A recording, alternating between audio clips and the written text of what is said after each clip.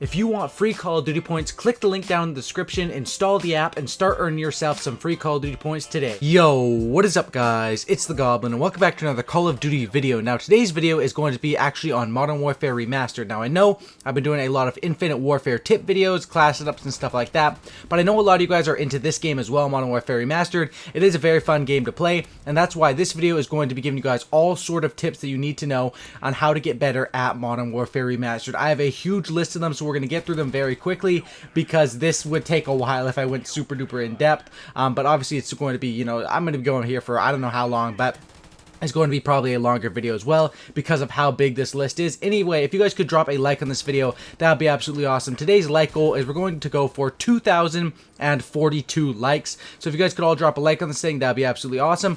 Also, be sure to subscribe if you guys are new to the channel. The channel is growing fairly fast. I appreciate all the new subscribers, and let's get right into it. So, the first tip for Modern Warfare Remastered is you guys need to learn the best guns. Very simple tip. A lot of you guys, if you have played this game back in Call of Duty 4, which I'm sure some of you guys have, some of you guys haven't, I'll run through the best guns for you guys. As far as SMGs, you're going to want to rock with the MP5 or the AK-40 or the AK-74U. As far as ARs, you're going to want to rock with the AK-47, the M16, and the M4. Those are basically some starting 5 good guns that you can start out with. As far as attachments in this game, there's not that many choices. I usually just run with a red dot, a silencer, or nothing. A grenade launcher is kind of a, you know, a BS attachment. I never really run that. Now, the main tip on how to get better at this game, and this is what I was struggling with a little bit when I first started to play this game. My KD on this game isn't near as high as it is on the futuristic Call of Duties, simply because this game is probably harder and it's harder to outplay people. Basically, the first tip, or the most important tip, is do not play this game like a futuristic Call of Duty. It's weird, you know. I started playing Call of Duty, my first, 4 or 5 Call of Duties were all boots on the ground, but the last 3 Call of Duties, including Infinite Warfare, are all futuristic movements, and that's what's sort of weird, is going back and forth between this game and a futuristic movement game is really weird, and it does take some time to get used to.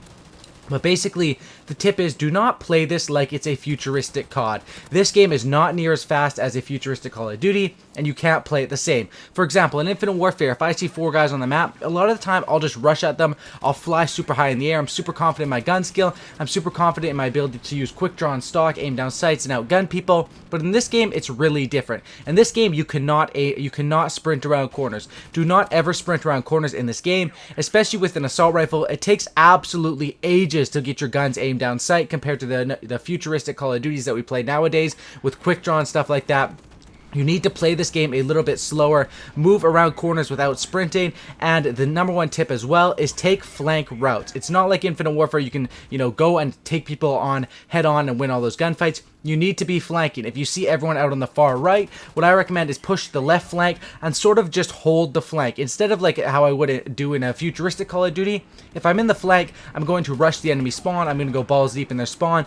You really can't do this in this game, and there's really not much point to do it in this game because the best kill streaks you can get is even a helicopter. It's not that big of a deal, except in ground where the helicopters can do quite a bit of work. But basically, take flank routes, sit on their flank, and do not challenge multiple enemies head-on. You're going to lose 90% of the time.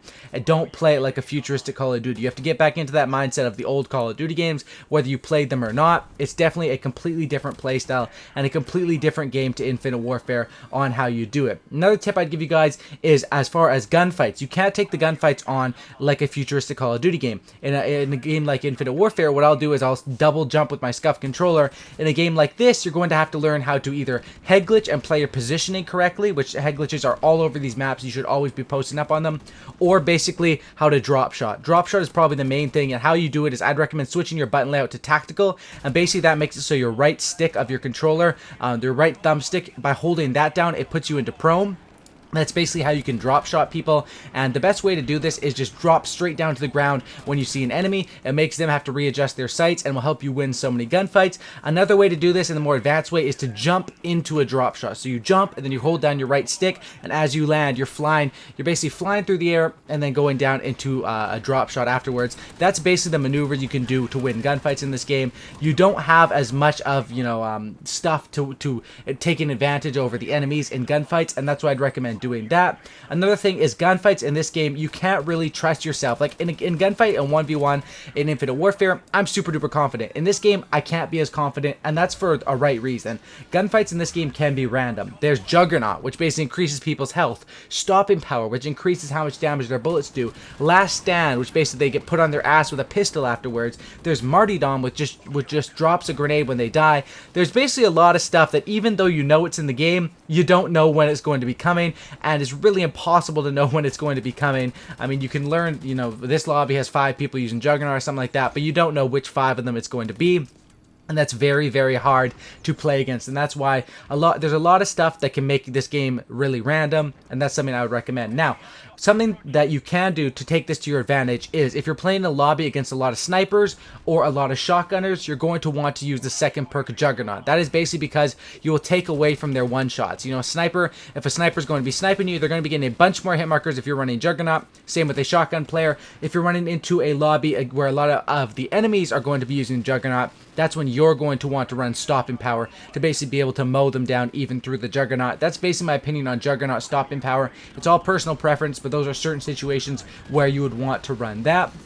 As far as the class setups in this game, they are fairly simple. It's either Juggernaut or Stopping Power is your second perk. Third perk, I usually just run Steady Aim or Extreme Conditioning on a submachine gun, and Deep Impact on a assault rifle. Deep Impact is so overpowered in this game. Literally, you can wallbang pretty much anything in this game, and a lot of people use head glitches and cover in this game in these slower paced boots on the ground Call of Duties, and that's why Deep Impact, when you're shooting through, you're hitting them, but you're hitting the tip of the barrel or whatever they're head glitching on. Deep Bullet is also very helpful for that. That's definitely what I would recommend to use. Now, a lot of people find this Call of Duty game a bit slow compared to Infinite Warfare. It's definitely slower paced. You know, the maps are probably a bit bigger, and obviously the main thing is the movement is just going to be slower. My recommendation to speed it up is play Ground War and use Extreme Conditioning. That's basically what I've been doing, and that makes it a bit more fast paced if you're used to that more fast paced action. And however, if you want to play slower game modes, you know, Team Deathmatch you can play. That's usually a slower one. Or obviously Search and Destroy is a lot of fun in this game. And that's basically it. Now, my other tips on how to improve in COD 4 is you need to learn what you're struggling with and correct it. My issue when I was playing this game is I was being too confident, too cocky, and that's how I learned, you know, I got to take these gunfights a little bit more carefully, you know, hold up on the choke points, hit flank routes, and basically play like I'm trying to stay alive more instead of just being confident. This game, it's going to be very hard to win 1v2 gunfights or stuff like that. It's not like these newer Call of Duty games. This game, you can be, you know, you can win those one-on-ones consistently, but when you run into multiple enemies, you need to get out of there as soon as possible, get a kill and get out, because it's going to be very hard to challenge them with all the stuff they could have, you know, Juggernaut, Last Stand, all that sort of stuff.